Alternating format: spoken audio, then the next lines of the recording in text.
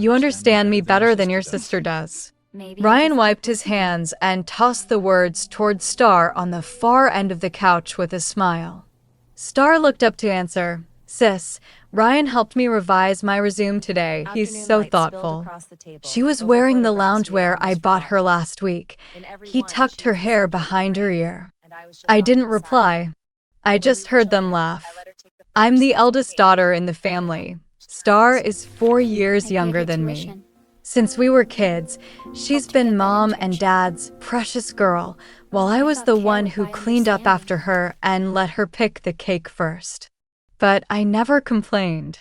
As I grew up, I worked hard, paid for her college, and even helped her land an internship at a design firm. I thought that kind of care would buy me some understanding. Until the night I saw her leaning against my husband's shoulder, laughing like she used to on the swing by our front gate. The day Star moved in, her excuse was rent's too high, I'll stay for a few weeks. Ryan didn't think twice, and even helped set up the guest room. I watched them lift boxes and joke together. That easy familiarity made me uncomfortable. I tried to warn him, don't help her too much. She needs to learn to be independent. Ryan said casually, she just arrived in town, you're being oversensitive. That night I washed the dishes alone. They were in the living room watching a show. Their laughter drowned out the sound of the water. I heard Star say, you cook better than any of my exes. Ryan's voice softened. You're more understanding than I expected. I tightened my grip on the dish and almost dropped it. At that moment, I knew danger had begun. The next week, I came home late.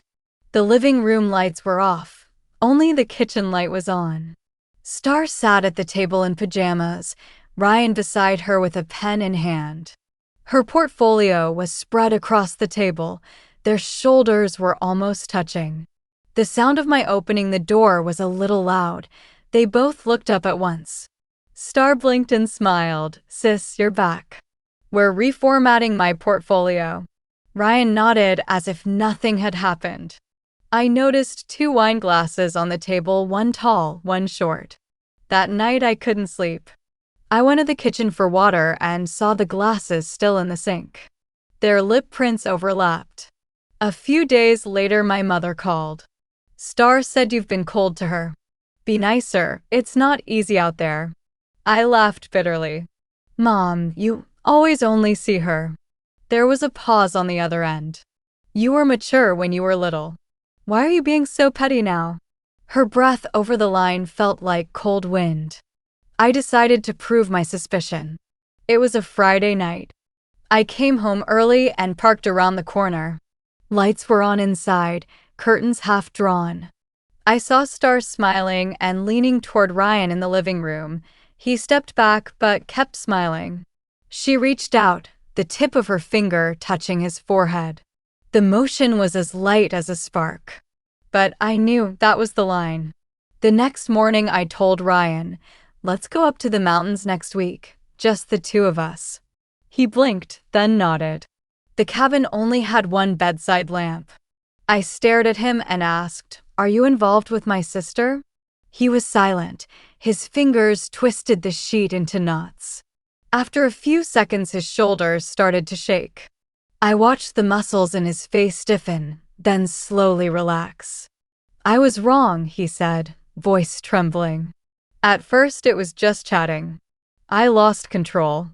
I looked out into the dark. I didn't cry that night. The next morning, I packed my things and drove home alone. Star's bedroom door was open. The sheets were new and the pillows were turned the same way as ours. I took nothing, only my wedding ring, which I dropped into the trash. I moved out of the house. Ryan didn't change a single word in the divorce papers. Star didn't show up. She sent a message, Sis, I'm sorry. You can't control matters of the heart. I stared at those words and laughed. The sound startled me. I'd never heard it before. Mom called, crying, your sister's pregnant. Ryan will take responsibility.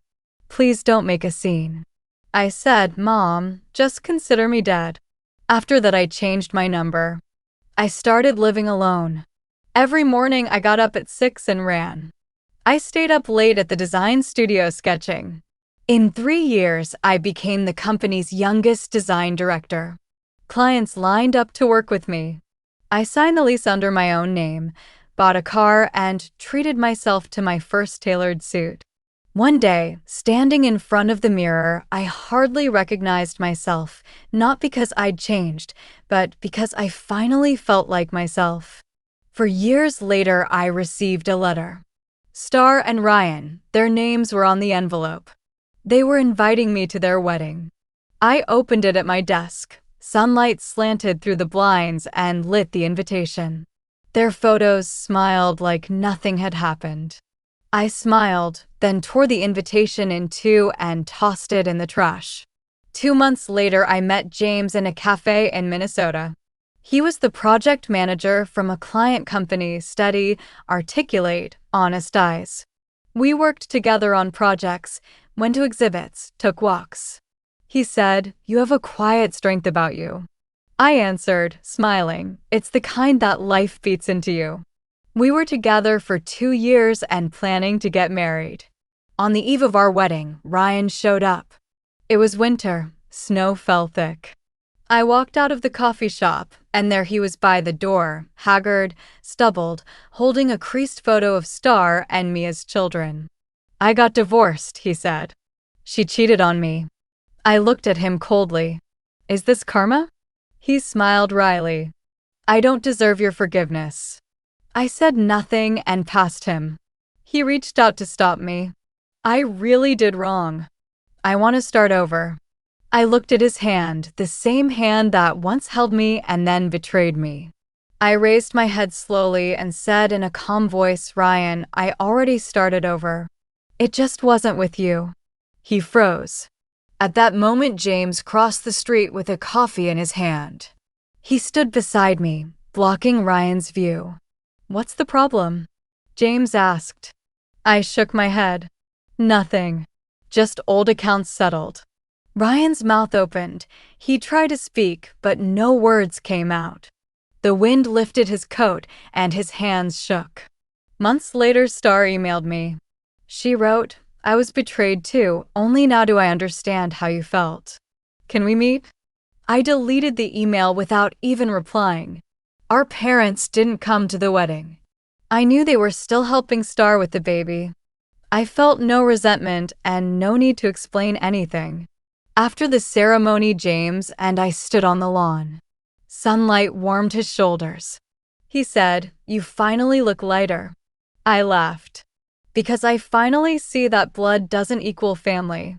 In that moment, I thought of that long ago night, the kitchen light, the wine glasses, the overlapping lip prints. Those images no longer stabbed. They were like an old reel of film. I closed my eyes and whispered, "Thank you." Wind came down from the hills and my voice was steady and clear. People say time heals everything. I think it isn't time, it's clarity. Seeing who's worth keeping and who should be discarded. I didn't seek revenge. I just let them live out their own consequences.